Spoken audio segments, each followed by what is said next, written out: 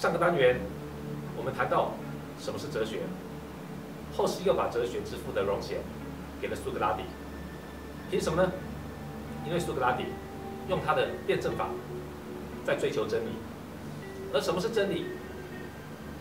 他认为没有什么比认识自己这件事情来得重要。他说，未经解释的生命是不值得活的。从他身上，你会看到哲学家的批判精神和终极关怀的意识。批判精神不是怨天尤人，而是秉持着自己的良知，根据自己的意志，自由的讨论，以追求真理。这是现代大学教育中不可缺的一环。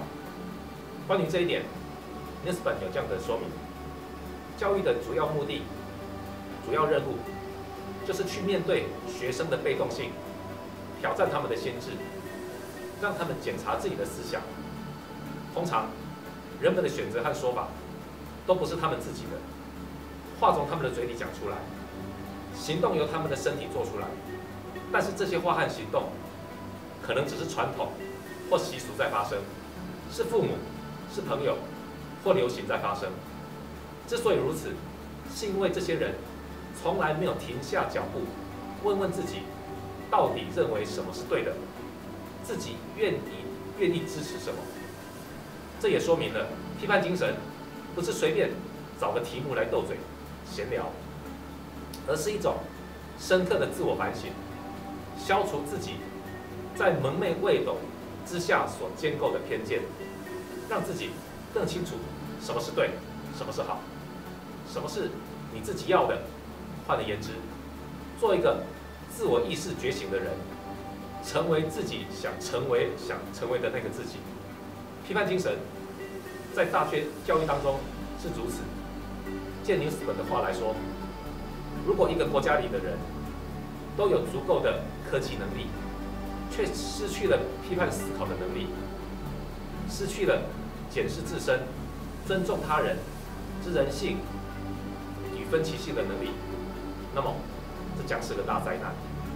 换言之，人不只是物质世界的生产者，却是一个有自我意识、有能力检视自身与环境所面对的环境各式各样的问题的人。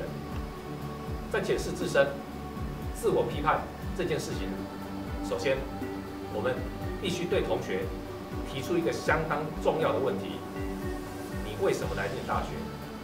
你念大学要做什么？你为何选择你现在所念的科系呢？当我做的这个选择，是为了我自己的理想，还是配合父母的期待？是为了自己将来的安定或功名，还是为了其他的原因？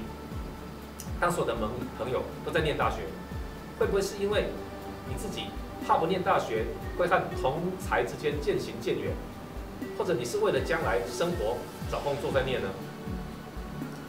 还是在你的心中隐隐的有一股使命感，要求你就是必须来念大学？我们必须把你为什么来念大学当成一个哲学问题来思索，因为我们对这个问题的意识越清楚，就越能决定在大学生活的学习态度。作为大学的通识课程，总要不厌其烦地问你这个问题，甚至我要进一步的问，你为什么选读你现在念的科系？为什么是环安系？为什么是机械系？为什么是电子系、公管系、国管系、创设系、建筑系，而不是其他的系呢？这样的选择是自己的决定、父母的决定、社会的决定，还是命运的决定呢？对同学提出那么多一连串严肃的问题，是为了帮助同学检视自己读大学的动机。当动机清楚了，那么经营大学的心态就确定了。越认清自己，就越能实现自己。我们都不希望让自己草率地面对学习。多数人都不是生而知之者，但是能进大学，至少也是个学而知之者。若是要到困而知之、困而学之，可能就要非常辛苦了。所以，哲学思考这个单元，总有必要先让同学检视一下自己为什么来念大学的这个动机，以让自己能更全面地掌握人生这宝贵的黄金阶段，并创造自我的生命价值。